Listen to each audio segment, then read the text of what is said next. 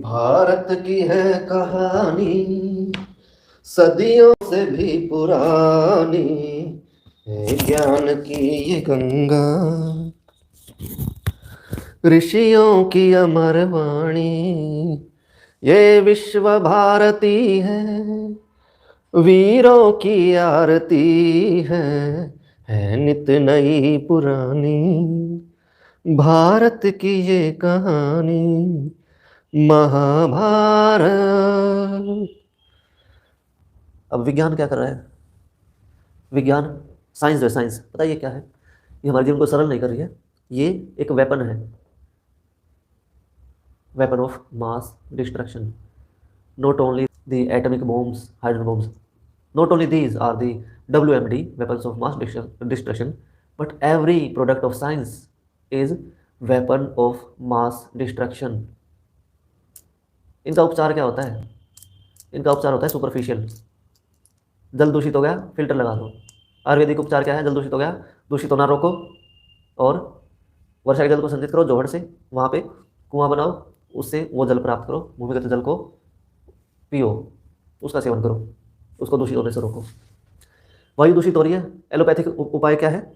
Air filter, air purifier लगा दो। और आयुर्वेदिक उपचार क्या है कि ये फास्ट मूविंग व्हीकल्स को कम करो। बैटरी भी कोई वो नहीं है जो ई व्हीकल को प्रमोट किया जा रहा है ना, इससे पोल्यूशन और अधिक बढ़ेगा, क्योंकि इससे इलेक्ट्रिसिटी और ज़्यादा बनानी पड़ेगी।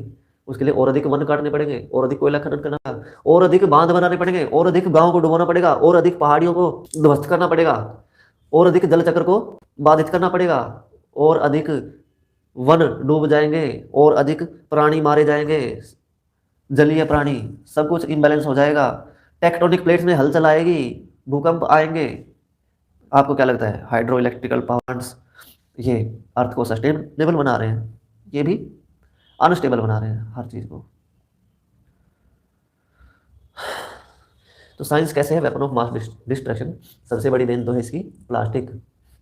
हम इतने भी कॉन्शियस नहीं है कि हम जो जल पी रहे हैं वो पैकेज जल हमें पीना पड़ रहा है। कहाँ पर है राइट टू लाइफ? कहाँ पर आर्टिकल 21 है? कहीं नहीं है। और शिक्षा 21A, right to free and compulsory education. क्या एजुकेशन है अंग्रेजों की? क्या बना रहे हो बच्चे को? गुलाम बना रहे हो। सिलेबस में क्या ऐड होना चाहिए?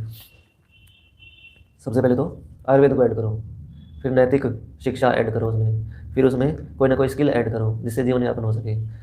अंग्रेजी शिक्षा को लात मारो, उनका पढ़ो पर मानो मत, उनका पढ़ के समझो पर फॉलो मत करो। अब गुरुकुल का अनुभव बताता हूँ मैं।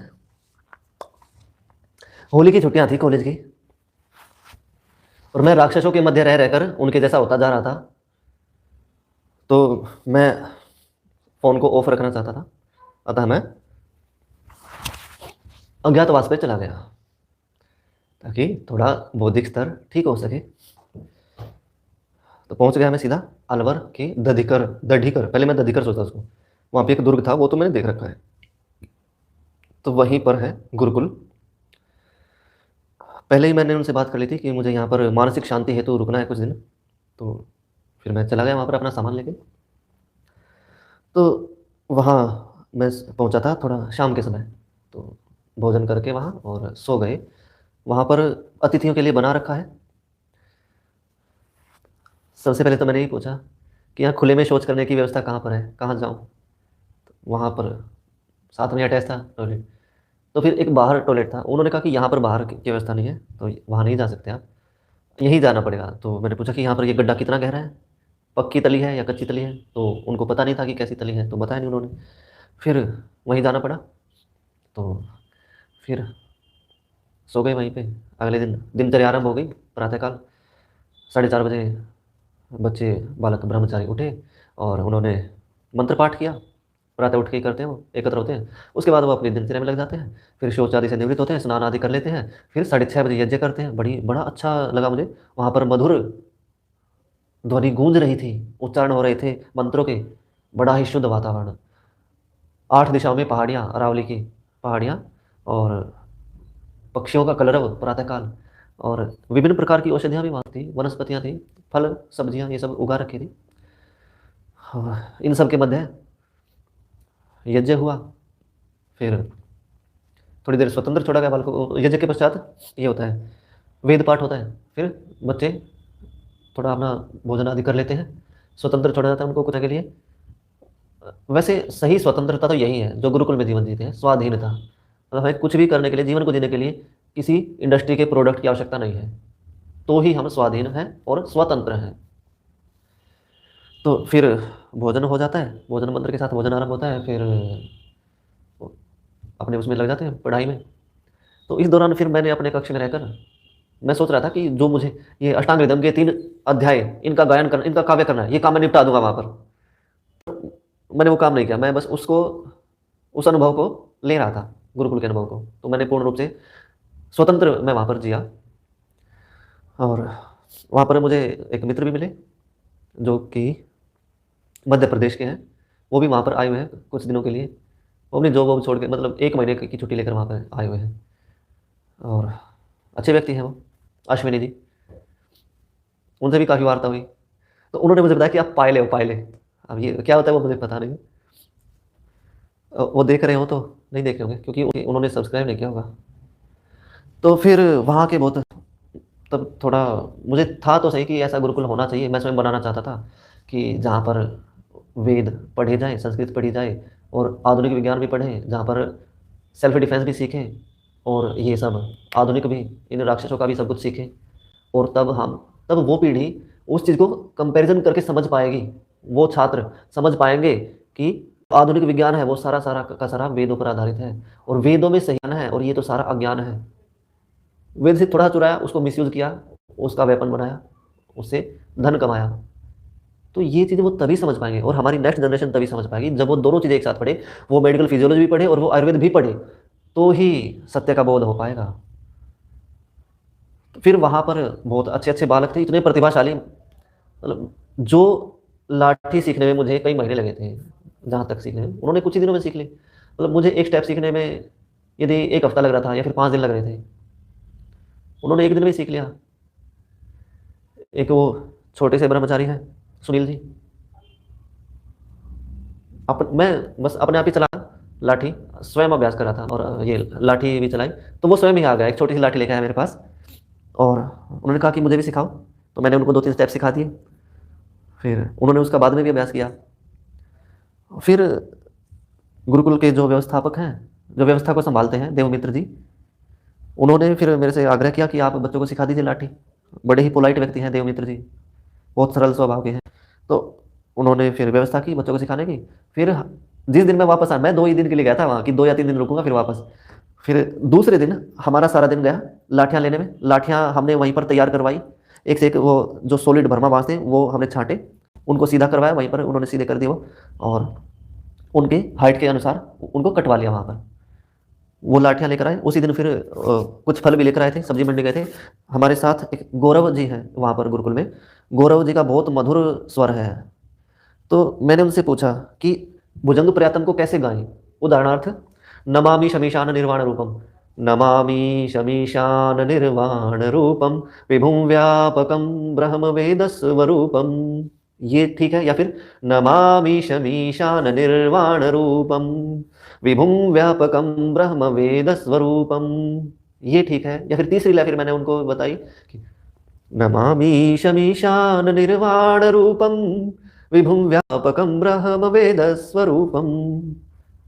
उन्होंने जो जिस लय के साथ मुझे गायन अपना सुनाया, तब एक चमत्कार हुआ, बहुत आनंद आया। उन्होंने क्या सुनाया, नमामि शमीशान निर्वाण रूपम, विभुं व्यापकम ब्रह्म वेद स्वरूपम।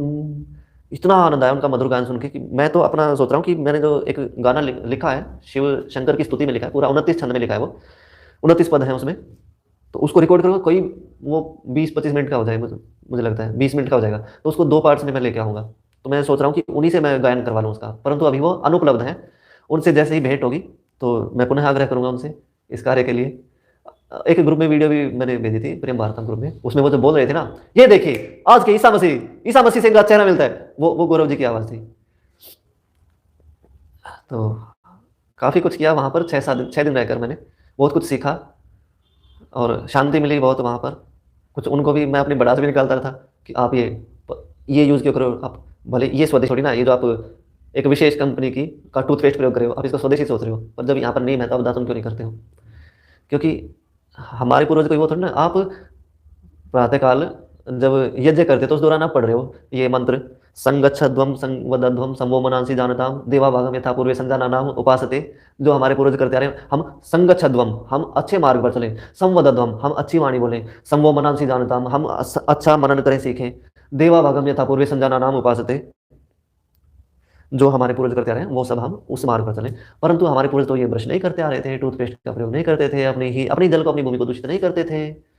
तो फिर पता नहीं उनको समझ में आया नहीं, पर वो कुछ रिप्लाई किया नहीं उन्होंने, यद्यपि वो थोड़े क्रोधी स्वभाव के हैं, पर कुछ बोले नहीं। रवि जी, और एक वो है देवांश जी, छोटे ब्रह्मचारी देवांश, तो वो जब बोलते हैं तो ऐसा लगता है कि वो स्क्रिप्टेड बोल रहे हैं, पर वो नेचुरल ही ऐसा बोलते हैं। क्योंकि जो आचार्य प्रशांत जी हैं, आचार्य प्रशांत जी, वो उनका थोड़ा ये एक्सेंट है, बोलने का लहजा है, बोलने का तरीका उनका ऐसा है, वैसे ही देवांश जी बोलते हैं।